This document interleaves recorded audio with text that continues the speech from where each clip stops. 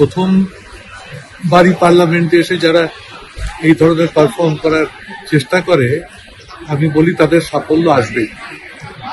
নিজেকে কতটা নিজে তৈরি করতে পারবো তার নিজের অধ্যাবসায়ের ওপর ডিপেন্ড করে। অনেকে বলেছে পরে আর আসেনি।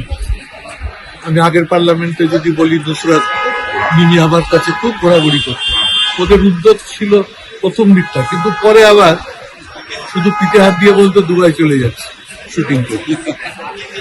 সেটা রচনা যাবে। ও বলছে আমি শিখতে চাই। পার্লামেন্ট তো বছরে 3 মাস, কি এমন বিষয়, 100 দিনও হয় না আজকে। সুতরাং সেটুকু নিশ্চয়ই এরা মন দিয়ে করবে। অনেকে দিতে এসেছে, প্রত্যেককে বলবো যে ভালোভাবে পার্লামেন্টেরিয়ান হবার চেষ্টা করে, সারা দেশের মানুষের কাছে নিজেদেরকে প্রতিষ্ঠিত করার চেষ্টা করে।